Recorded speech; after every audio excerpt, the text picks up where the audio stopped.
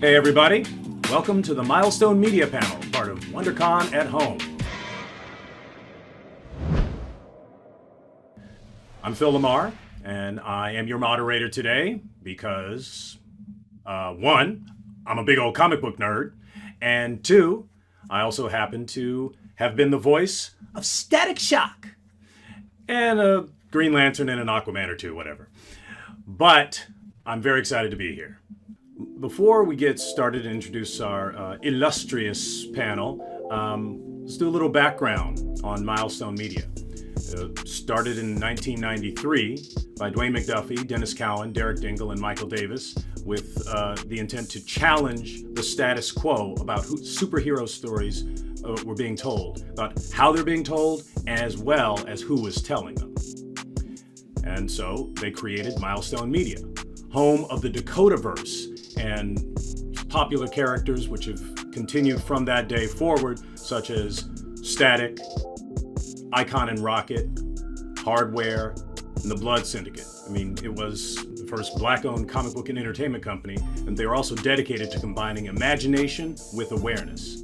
And that, set a standard and a bar that we have yet to top.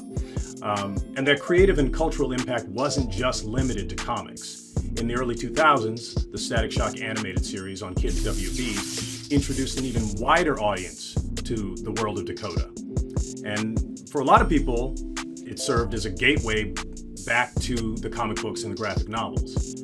And now, here in 2021, Milestone is back with the same great characters, but with a wave of new storytellers carrying on the illustrious Milestone legacy for a new generation of fans. And now, let's meet the people behind it. First, let me introduce Mr. Reggie Hudlin, who's partner, Milestone Media, as well as many, many, many other things. We also have Dennis Cowan, artist and partner and co-founder of Milestone Media. With us today also is CHRISCROSS, an amazing artist on Static Season 1, as well as Nikolas Draper-Ivey, also artist on Static Season 1. How you guys doing? Good. Good.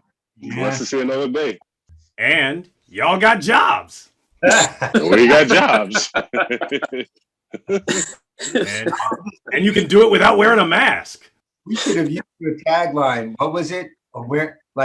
It's imagination with awareness. I'm like, why didn't we think of that? It's so good and perfect. I'm like, wow. Thank you for that. So we're going to use that from now on. I stole it off the Milestone website. Oh, there you go. I'm like, where did that come from? That's genius. Dwayne must have written that or Reggie. Done all right. Well, I mean, you guys have been putting in a lot of work, for a while now, secretly. But now, Milestone Returns number 0, the Infinite Edition, is out in the world. How you feeling?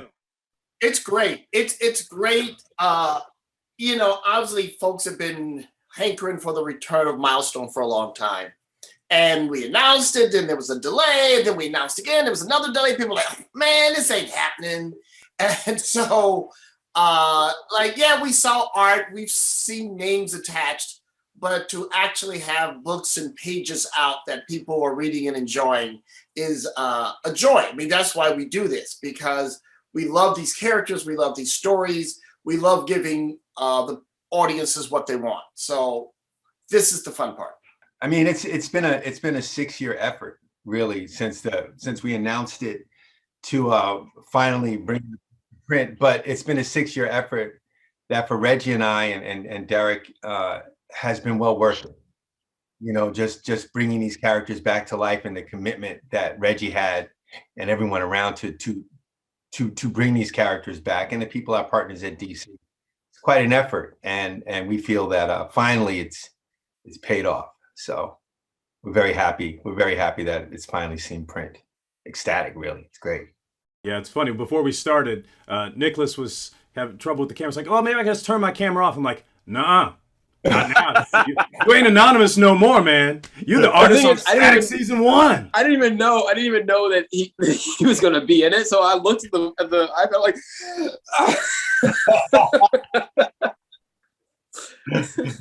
yes, and he introduced you. So there you go. Yeah, scary. Yeah, for me, it's like coming home again, man, because it's been a long time since I guess the last time I even touched Milestone in any part or fashion was when they did Milestone Forever back in 2012, was it? 2011? 2010, something like that. And that was when Uncle Dwayne McDuffie was writing the book.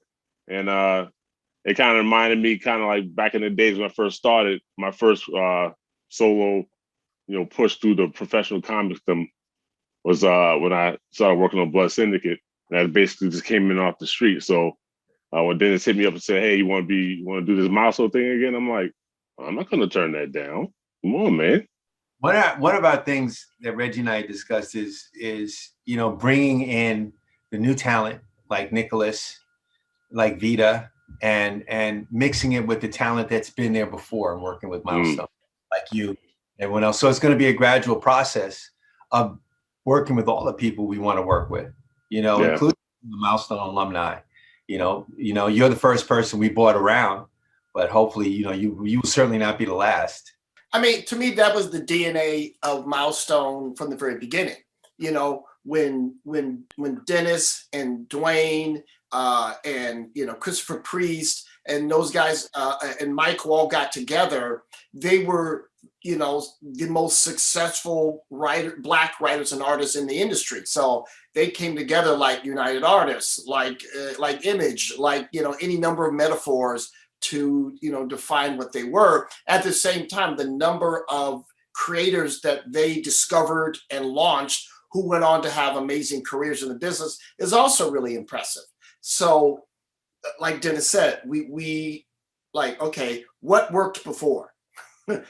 Bringing in veterans and launching new talent. So we're going to stick with what works.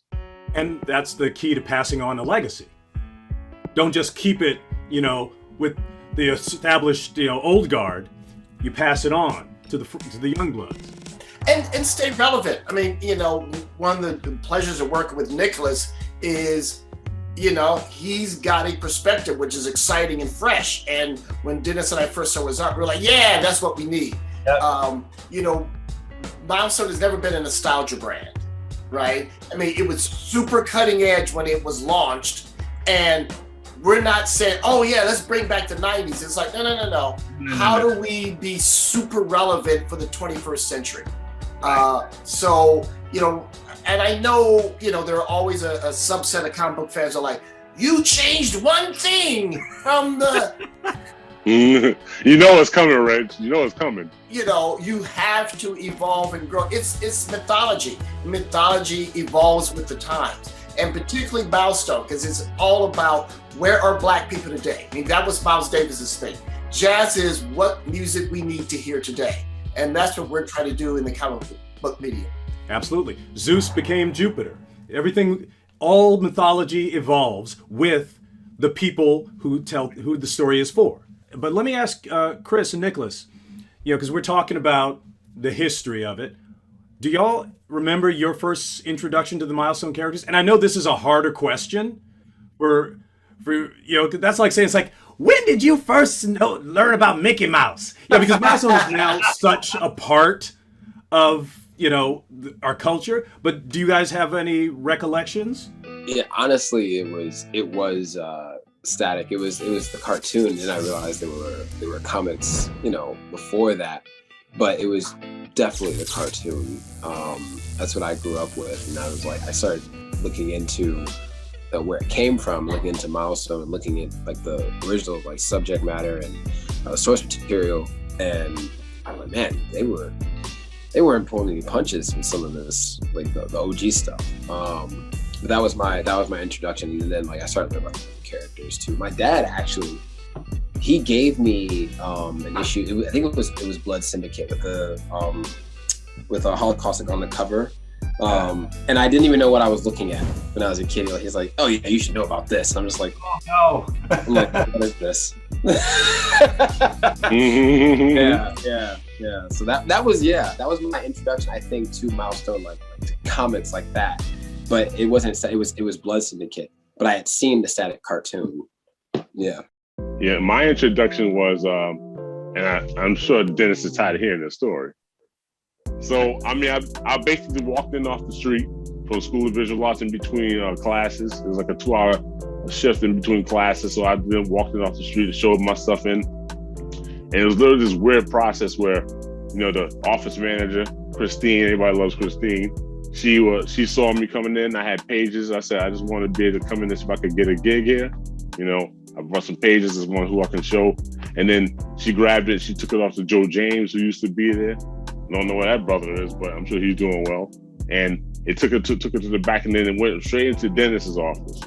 Dennis came out. He looked at me, and then he went across over to another door. It just so happened to be Michael Davis' office. And then Michael Davis was like, "What you doing here?" I said, "Trying to get a gig." And I said, "Well, what's happening here?" And then he goes into another office, and then they both go in another office, and Derek Dingle comes out, who shakes my hand. And then he goes back into another office, and Big Dwayne comes out. Yeah, Dwayne. We got Dwayne last. Yeah. Yeah, they looked at me and said, "You drew this?" I said, "Yeah." I said, "What's happening here? What's going on over here?" So by the end, they all introduced themselves, and they said, "We want to see what you can do." And my first gig that day, I walked out with a gig and was doing the 9-card set that wound up coming together with the Blood Syndicate. And that's kind of the thing that got me that gig. So I kind of, and it also was Aqua Maria also, that 10th card. The thing you described, I remember that day. I remember that day really well. I remember going into Derek's office. I remember going to get Dwayne and pulling him out. I remember all that.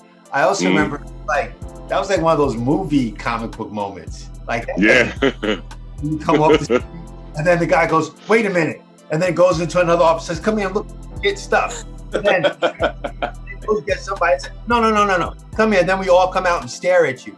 I think, and now I'm thinking about it. I remember that day, and I remember even then thinking, this is unusual, but this, it had to happen the way it was happening, you know? And we also wanted to give you something to remember. I still remember, that's for sure. I remember asking Christine to the side when it was happening. Is this normal? And she said, "No." I'm like, okay. Phenomenal talent. Just walked in hot. So. And then John Paul Leon gets shown to me, and I felt like total crap. Because Dennis goes, "Look at these pages. See these pages? We want you to kind of think like this." I said, "Who did this?" He said, "This guy named John Paul Leon." And I said, "What, is he working with you guys too?" "Yeah, we just got him also." I said, "Crap, I gotta follow that." It was hot. That time it was you, John Paul Leon. It was happening. Robert Washington was writing Static. Robert Washington, God rest his soul. I was trying to keep up with you guys. It was, doing dinking along with hardware, just trying to. It was like working next to pyros. I never told you this, Dennis, but after what's funny was after we actually sat down to talk to each other and sat down in the office, I started talking about, he's looking at the pages. He's just really quiet, and he's like, "So how much you get paid in your last gig?" I said, "Well, I'm kind of going through all these different scenarios." I said, "Well, watch out for that page, because that page I was trying to do such and such, and that didn't really come out the way I really wanted." He said, "You talk too much." And I said, "Huh?" He goes, I said, "I'm just trying to explain." He said, "If you're a great artist, you should never have to explain your storytelling. Let your storytelling talk for you." And I said, "Gotcha." Right. Zip. Don't say nothing. Don't give anybody anything not to like. You start all of a sudden like, "Hey, he's right. This isn't that good." So no. Yeah, he shut me up, and I never did that again. Right. Keep it moving. Making notes, Nicholas? I will keep that in the back of my mind. But tell me something for the new Static season, because I got a little skin in the game on that particular. Right. Sure. How are you guys reinterpreting Virgil and his world? I mean, are you just keeping it the same? You gonna just take screenshots from the cartoon? I Here's what I wanna stop and praise the brilliant design work of Nikolas Draper-Ivey. Yeah, he did a good job.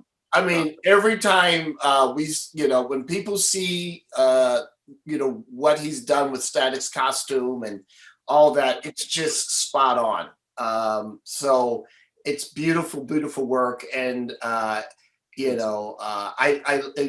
has been a spectacular partner, mentor to him, and I'm very excited about what's coming, just from an art point of view, and yeah, the story is going to be fantastic.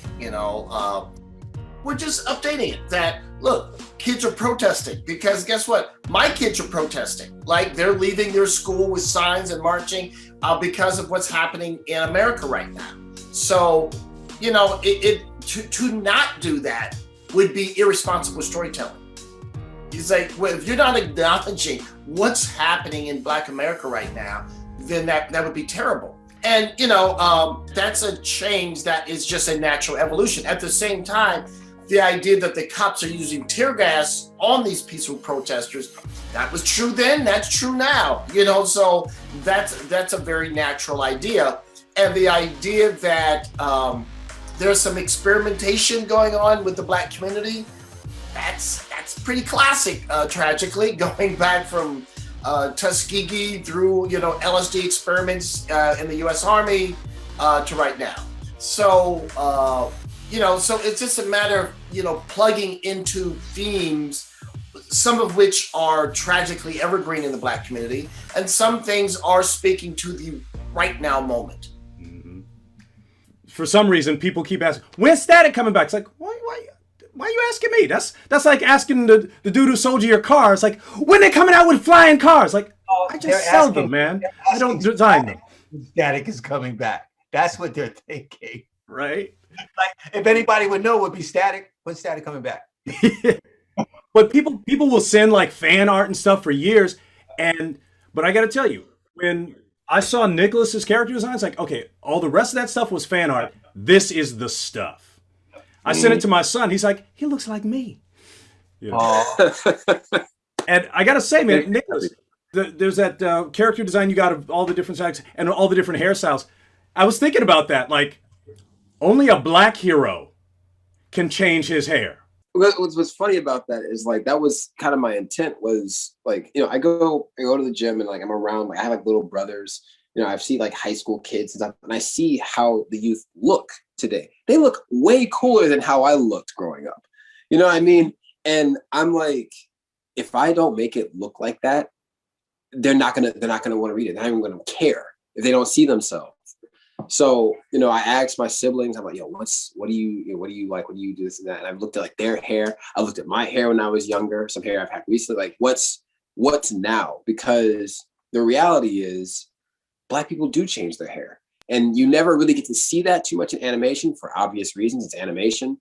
But in comics, you can do whatever you want. You can change it. You know what I mean? And a character like that, it's like, we should explore that. We should explore that with all the Black characters, not just Static, but like with all of them. Like, they should all, maybe one day, Sharon doesn't feel like going where she's wearing just a bonnet, like a bonnet. It's cool to explore that. With a cap, right? Yeah. When this news finally came out, and like you guys were saying, there was such a build up to Milestone finally, and now the comics are out. What was the craziest reaction anybody got from either fans or friends or wherever? What happened, Nikolas? I'm gonna let y'all go. Because, What happened? because Nikolas and I have talked about some of the reactions. Yeah. Because we've actually discussed some of the reactions. Some of it has been a lot, most of it, all of it, like 90% of it has been so positive that it's overwhelming. Of course, that's the stuff you really love, all the positives. And then, some of it, none of it has been lukewarm. People have, we love it, or what did you guys do? Yeah. To our favorite. Mm-hmm. I think that getting back to the whole changing the origin thing is the thing that we've gotten the most comments about, and that and changing it from the gang violence to Black Lives Matter upset a lot of people. And I was trying to figure out why in the world would that be so upset to But which side then? Was it the fact that the people who kind of understood the history from before, or just people who did like Black Lives Matter? Why did you change it from gang violence? Gang violence is what defines. If he wasn't trying to fight against the gang and he didn't come out of the gang, then it's not really Virgil because of the gangs. The gangs. Mm-hmm. Exactly. It's obsession with That did us, Cowan. Because black people are always fighting each other. Yeah. So what got me was like, okay, so if he's part of a protest, a Black Lives Matter protest, and violence happens, and the cops come and the same sequence happens of violence, that's not okay. But if he's in a gang fight where black people and brown people are killing each other, and he comes out of that and decides not to kill along with them, that's a good origin. And You I'm get like, that popcorn. wow. So Nikolas and I were like, to me, that says a whole lot more about you. The one thing that I told myself when I got criticism was, well, we face any criticism is like, there are people that are going to, be happy about it. Most people are happy about it. And there are going to be some people that are going to be more critical, sometimes a little rude, a little entitled here and there. But the one thing that they all have in common, no matter what their tone is or what their stance on it is that they all care. Yes. All care about this character. They're all attached to this character. Yes. So our job is to let them know that we care about this character even more. Yes. You know what I mean? And that's kind of how I've taken it. Like some stuff people say, I'm like, oh, I want to reply, but the only reason I don't reply is out of like respect for Dennis and Reggie and everybody else that's like, got me on board. I'm like, I don't want to misrepresent them. But if take this microphone off, that's how I feel. But I'm gonna do my best. That's the driving force. Like, that's all you can do, really. I mean, yeah. a Well, lot of people have. You guys have a tough job as comic artists, because there is this weird strain of conservatism in comic audiences. They read something on a page and it's like, this is the one thing that counts. It's like if you had Shakespearean audiences when somebody new played Hamlet, like, what the hell? That's not my Hamlet. You're ruining my childhood. Like, it doesn't happen. It's an interesting phenomenon. You're right, because look, on one hand, everyone's favorite comic is the version they grew up on. Right. Yeah. So when you see that comic book evolve for the next generation, there's a certain set of the previous audience that feels betrayed. So I understand that. And Nikolas got to the heart of it, which is, what is someone who's criticizing you? That person's a fan. Yeah. Fundamentally, with Nikolas and I talked about this too. They're tuning into us to see what we're doing, what we'll get, what we've come up with, like it or not. They're not doing it themselves so that they look at it. They're waiting for us. So if we're not leading and doing our stories the way we want to do them, then we're following them, and then we're not doing our jobs at all. Now, this is my self-involved actor thing, but we've been focused so much on Static. I want to talk about the other books and the other Milestone storytellers. Now, Reggie, you working with Leon Chills on Icon and Rocket? Yes. Where did he come from? Leon is an extraordinarily talented young writer. He just sold this cool kind of sci-fi feature project to my friends Kerry Washington and Sterling K. Brown. He's been writing on a bunch of different TV shows, and he actually used to work for me, and he was this really guy who helped me out. And then he goes, look, Reggie, I know you're really busy because I keep your schedule, but my wife said I should tell you that I'm a writer. And I was like, fine, give me your script. I'll get around to it whenever. And I read a script, like, what are you doing working for me? You're an enormously talented writer. Get out. That's awesome. Get out to the world. Spread your wings. And, sure enough, all this success has followed. and we stayed friends. And as we're building out Milestone, right? Because I was first, of course, well, I want to write everything because I love all these characters and I've got big ideas, right? And Dennis and I were like, I'm going to write everything, Dennis is going to draw everything, and that's how we're going to do it. And then we're like, guess what? This is impossible. So I was like, look, we can work on all this stuff, but we need help, right? And I was like, well, who would be really great at this? I was like, Leon would be awesome. So very happy to be teaming back up with him and doing some cool stuff. But he's got a great voice. And again, he's going to be one of those people like Nikolas, where people are going to be like, whoa, like we saw him back then and now he's got all this stuff happening. So very excited. And I'm just happy to be writing Icon and Rocket, because I remember when, over the years, we were constantly scheming about bringing Milestone back. And I would be talking with Dwayne, and Doug would go, Reggie, I want you to write hardware. I'm like, I love hardware, but I want to write Icon and Rocket. I want to write Icon and Rocket. You can't write Icon and Rocket. And I'm like, so I'm very happy. I wish Dwayne were here to be seeing and approving or objecting to what I'm writing, but it's great to be writing. I'm happy to be involved in every aspect of Milestone, but especially happy to be writing those characters. I remember when Dwayne, I was gushing about how much I loved it, and he goes, yes, because they're a unity of opposites. I go, what do you mean? He goes, man, woman, young, old, alien, human, conservative, progressive. It was like, right. It's the conceptual structure of the characters are perfect, and they lead to a million great stories. It's just a beautiful, beautiful creation to be working on. So it's just a joy. Reggie and Leon are writing it, and we got the great artist Doug Braithwaite to for us, and we're just so excited about that. It's like almost as good as having CHRISCROSS. It's like it's amazing. But Doug is one of my favorite artists of all time, so I just want to see what he does. It's super exciting. Again, to get back to the Milestone formula of legendary artists and new artists.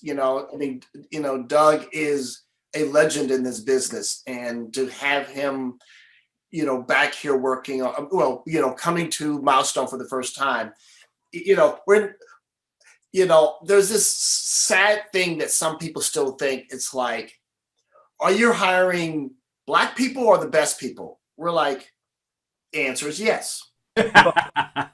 Exactly. Yes to all.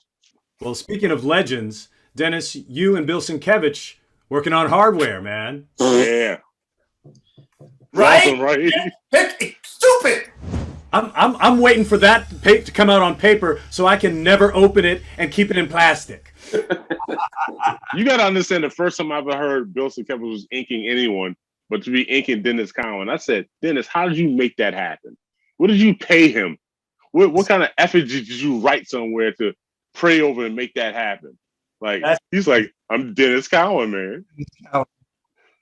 And the funny thing, we was having some kind of a retreat one time, and he came by, and I was coming up to the office, coming up to the place where they were doing a retreat, and he says, "Hey, Chris, there's somebody I want you to meet." And I said, "Well, who's that?" And I saw this white brother kind of sitting, just kind of chilling, like a business dude, He said, "This is Bill Sienkiewicz." I said, "Oh, what?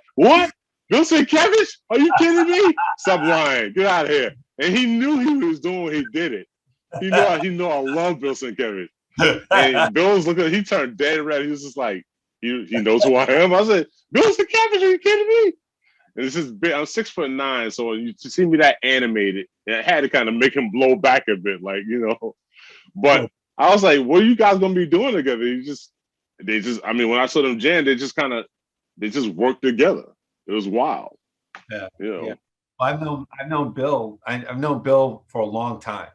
You know, I got into the industry a little bit before Bill, but I remember Bill walking in offices and getting work for the first time. And we hit it off pretty quickly after we met. And I used to go to Westport and hang out at his place and draw and stuff and go visit all the great comic book artists who live there. Bill and I have been friends forever.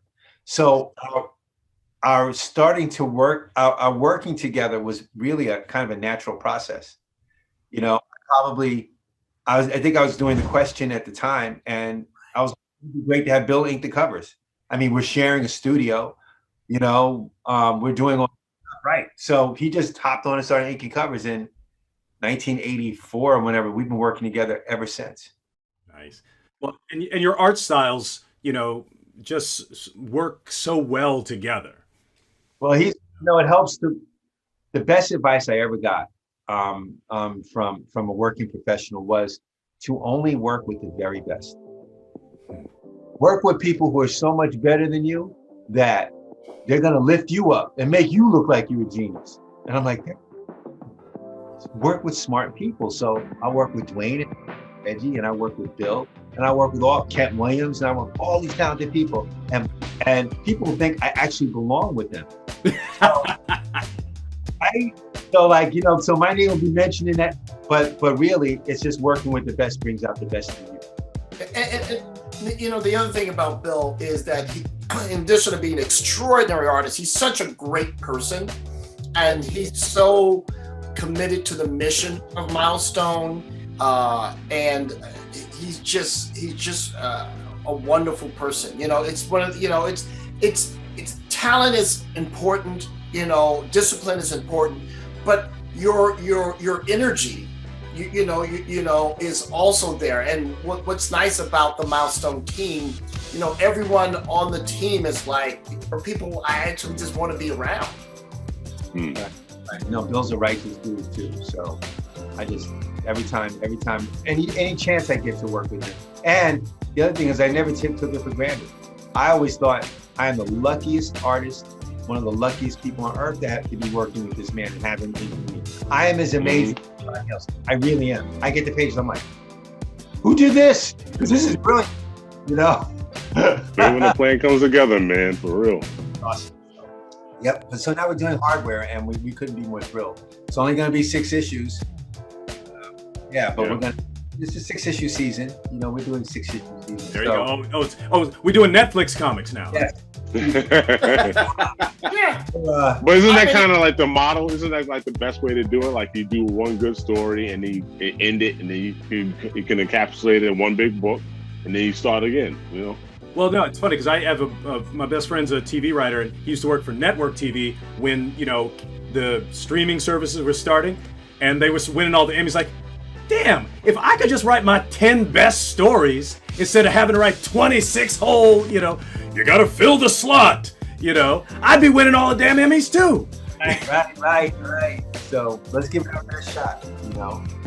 And you looking like a little bit of a shift on the hardware. I mean, well, everything's being updated and made, you know, relevant to today. So I love that.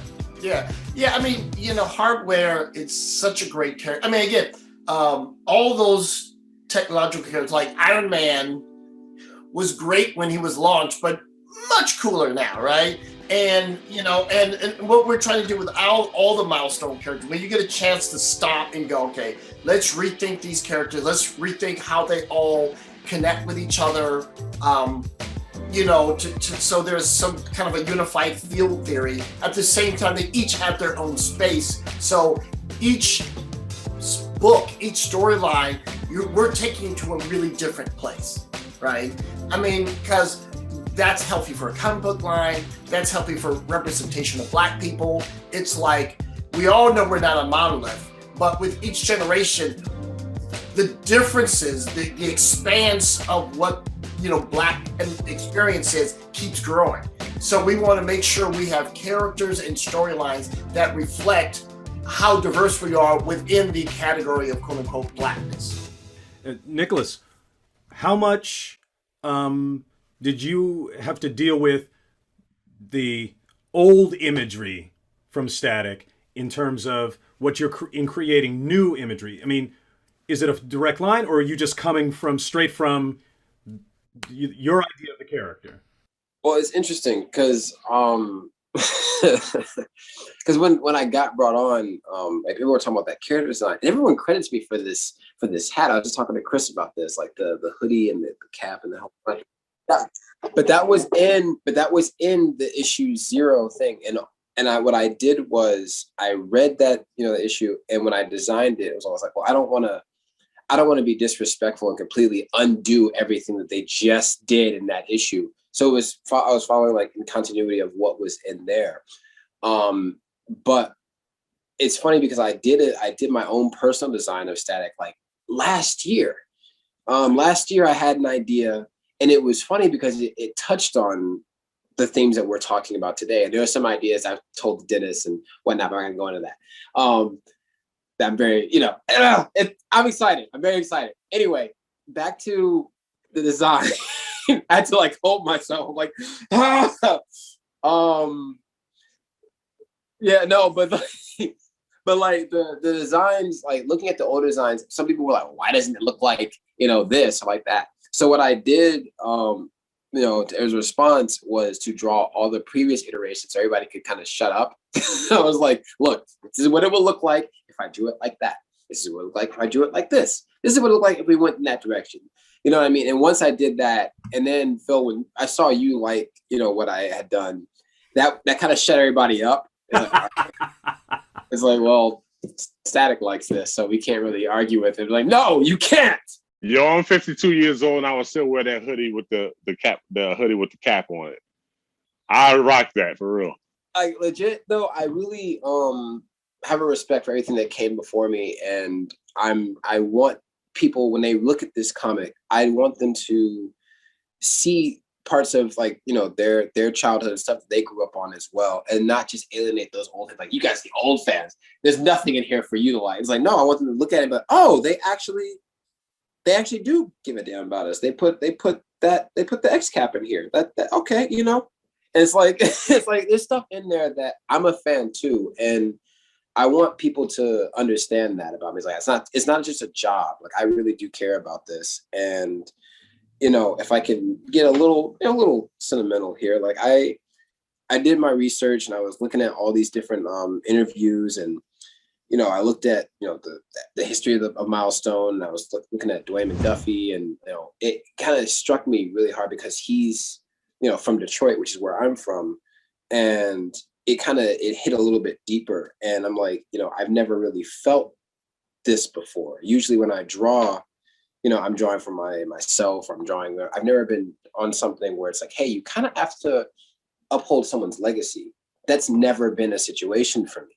And it hits different, and you're like, yo, I've really got to knock this out of the park. So when I draw, I'm not just drawing it, you know, to get to the next page. Like, I really am thinking about every single mark that I make. There's a small bit in there where I'm rambling, but there's a small bit where there's just the mom in the morning, you know, and I was like, I called every single Black woman that I knew. I was like, okay, at this hour in the morning, you would have a bonnet on or something like that, right? And they're like, yes. I'm like, okay, mom, if you're in the, and I was calling, and I was like, yeah. But that's just how much I care about making sure this is done right, and not just like, he just threw this away. You know what I mean? I'm gonna be quiet now. No, thank you, man. No, and Nikolas, you made a great point, man, because you honor a legacy better by capturing the essence of it and carrying it forward than by just copying it. You know, so you take the thing that triggered that feeling in you and do something that triggers that same feeling in the new audience. But you also brought up Dwayne. And I mean, obviously, Milestone would not be here and would not have had the impact that it's had on our culture without Dwayne's contribution. Now, Dennis, Reggie, what do you think? You know, I've thought about that recently. It's funny. I was thinking about what he'd be saying. And well, one, it would be a whole different thing if he was alive, you know, because it might, you know, it would be me and Reggie and perhaps me and Reggie and Derek and everybody, but the whole would just be different with Dwayne's presence. That being said, I think he would love the direction we're going in, because this is exactly what we did when we started. That same kind of thing.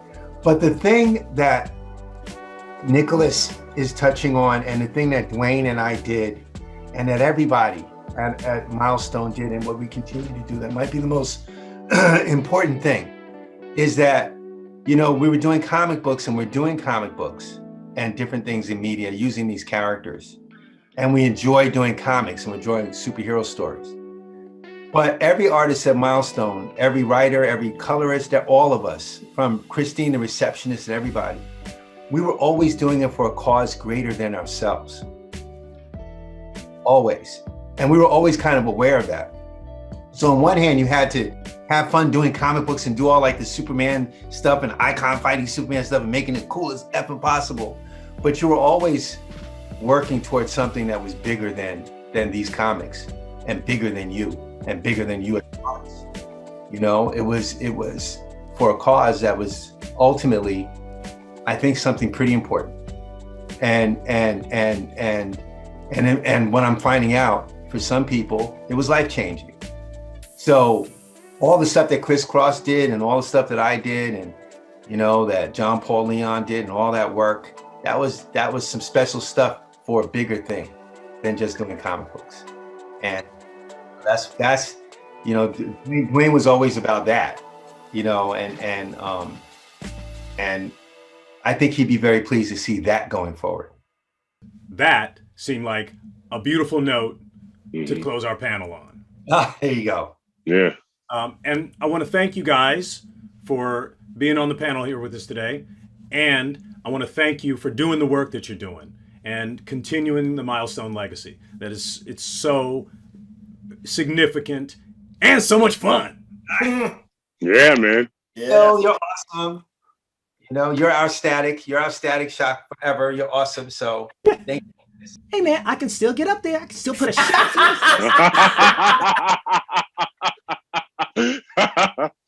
And thank you to all the fans who are tuned in and listen to these amazing, talented people. And you guys can read the Milestone comics at your local comic book store or on participating digital platforms, or even better, by subscribing to DC Universe Infinite. So thank you, and enjoy your WonderCon at home.